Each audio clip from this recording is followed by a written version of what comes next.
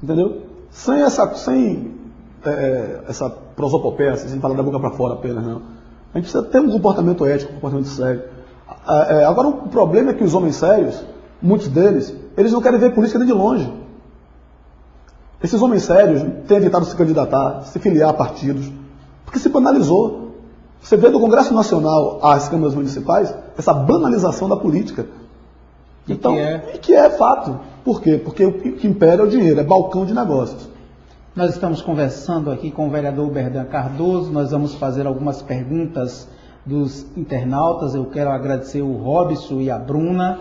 O Robson que pergunta que o vereador Marcos Muniz, conhecido popularmente por Chispita, lhe acusa de fazer nepotismo trocado. O que você tem a dizer a respeito dessas acusações do vereador Marcos Muniz? Essa semana eu tive uma entrevista na rádio local e até respondi essa pergunta, e dizendo uma coisa: não dá para ficar rebatendo o que o vereador Marcos Muniz diz.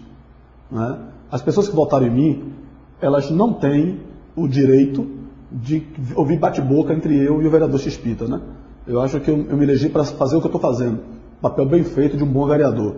Quem vai à Câmara sabe, quem acessa o nosso site vê, qualquer um que procura ver os projetos que já entramos de resolução, as indicações, os projetos de lei, as moções. Temos sido vereador atuante no que diz respeito à minha postura como mandato de vereador de oposição.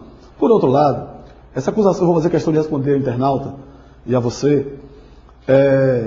Ele acusa porque minha mulher, ela trabalha na Direc, e o filho do vereador, do diretor da Direc 4, Clóvis Ezequiel, é meu assessor.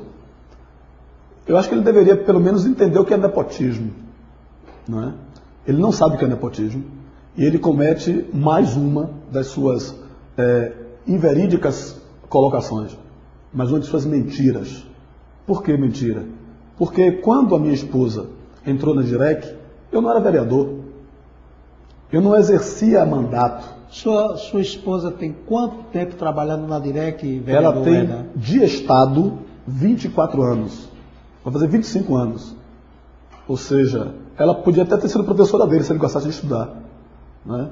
Então, ela com quase 25 anos como funcionária pública da Secretaria de Educação, ela pode estar lotada em qualquer lugar do estado da Bahia, inclusive na Direc, com o cargo de DAI-1. Esse cargo de DAI-1 é um cargo que várias pessoas na Direc têm e que até não são funcionárias da Secretaria de Educação. Que para quem tem regência de classe, o dinheiro é praticamente o mesmo, perde dinheiro ainda. Então, essa servidora, e eu disse de público isso, se ela atendendo na Direc, eu ouvi alguma reclamação de que ela ou qualquer outra servidora ou servidor não tratou bem o agente público, o funcionário público, a pessoa, o servidor que foi lá, o primeiro a pedir exoneração sou eu. O primeiro. Até hoje não aconteceu, porque ela tem se mostrado competente no que faz. Fosse na sala de aulas aos 22 anos que ela trabalhou, ou desde março de 2007, quando ela entrou na Direc, porque ela é uma militante do partido, que foi referendada pelo diretório municipal do PT e pelo diretório estadual do PT. Quanto ao filho do Clóvis Ezequiel, ele também é um militante do partido, um homem de 25 anos de idade, e que eu me honro muito inteiro como meu assessor, até porque trabalha. Então ele é meu assessor, ele está todos os dias na Câmara de Vereadores, ele é que tem pensado aí uma ação importante como esse site que nós temos, é ele que tem pensado os projetos comigo, ele que tem saído comigo às ruas, fotografado, por exemplo, ele teve o cuidado de só na rua Antônio Fraga, no mês passado, tirar foto de 129 buracos no Antônio Fraga. Ele trabalha. Diferente de um vereador que era assessor do vereador Everaldo, que ficou 4 anos em Salvador, só recebendo o dinheiro da Câmara sem aparecer lá. Então, não tem nepotismo cruzado nenhum. Se tivesse, eu diria aqui, não tem, não faço nepotismo cruzado. Não sou responsável. A outra pergunta é da internauta Bruna. Parabéns, Bruna, pela sua participação. Que ela pergunta que o governo Lula prometeu um salário bem maior e não está cumprindo aquilo que prometeu. E ela diz também que se suas promessas serão cumpridas. Bruna, um abraço a você. Só queria lhe dizer duas coisas aqui. Eu não prometi nada, a não ser um vereador ético. Isso eu estou sendo. Não sou de fazer promessas. Segundo, eu não executo. Eu sou um legislador. E como legislador, se você, que é uma internauta, está aí tão atenta à internet, ao programa do Infosage, você também pode entrar no nosso site. É o www.profuberdan.com.br. Aí você vai acompanhar as ações do nosso mandato. Vai gostar muito. Eu nunca vi Lula prometer um salário de R$ 1.500. Sinceramente, eu leio muito, procuro me informar muito. O que eu lembro era que a luta, inclusive do Paulo Paim, senador do Rio Grande do Sul, era que o sonho dele fosse realizado. Sabe qual? Do salário mínimo chegar a $100. E hoje, todo mundo sabe que o salário mínimo é muito maior do que isso. Então, ela disse para eu não prometer, né? Como o Lula prometeu e não cumpriu. Eu acho que seria uma dádiva de Deus chegar a ter o que Lula tem, uma aprovação pública de mais de 80%. Aí sim, seria com essa louvável. aprovação pública de Lula de mais de 90%, no segundo mandato, uma luta de 30 anos, o que você acha de Lula estar defendendo o mandato de Sarney, ou a permanência de Sarney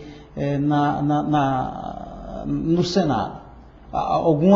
Algumas facções do próprio PT está condenando o Lula por isso, que não entende um presidente que tem 80% de aprovação, um presidente que lutou durante 30 anos contra a ditadura, contra esses malfeitores que estiveram por aí, colocando o nosso país na bancarrota, e não entendem essa posição de Lula. O que você tem a dizer a respeito disso? Eu também posição de Lula? Eu discordo da posição do presidente. Agora, eu acho que o que lhe motiva a fazer isso é uma questão de lealdade. É a única coisa que pode explicar. E outra coisa, talvez, que possa explicar também, essa defesa de Lula do Sarney, não é defender Sarney em si, mas é defender que pessoas que têm histórias políticas, elas não podem simplesmente, ao sabor de um denuncismo, né, serem jogadas no lixo. Observe a história de Ibsen Pinheiro, um dos homens mais importantes naquele momento da história do Brasil, quando o relator do impeachment de Collor de Mello, indo contra o seu partido, defendendo o impeachment, poucos meses depois, Ibsen Pinheiro foi incluído naquele problema dos anões do orçamento. E a revista Veja coloca uma capa com a foto de Ibsen, dizendo assim: até tu, Ibsen. E quando foi se ver, Ibsen não tinha nenhuma, do PMDB ele. Foi uma grande injustiça. Uma grande injustiça. Ele foi até a revista Veja. Um absurdo. Ele foi até a revista Veja, que ele recebeu. Ele recebeu um editor que disse: eu tenho 600 mil exemplares prontos, não posso fazer mais nada. É aquela história de que quando a mentira é dita 100 vezes, virou a verdade. Talvez o Lula tenha tentado para isso, para que se preserve a história de um homem público como Sarney, que é uma história cheia de vícios, cheia de problemas, mas também com méritos, ninguém pode negar isso, como a ACM na Bahia.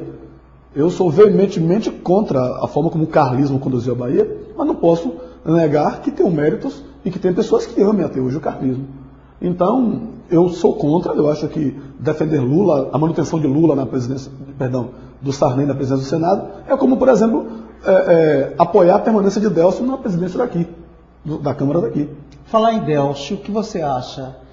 Qual a sua avaliação da cassação pelo juiz, Dr. Givandro Cardoso, em primeira instância, aqui em Santo Antônio de Jesus? O parecer pela cassação da Promotoria Pública, através do Dr. Julimar Barreto, e seguido pelo juiz, Dr. Givandro Cardoso. Eu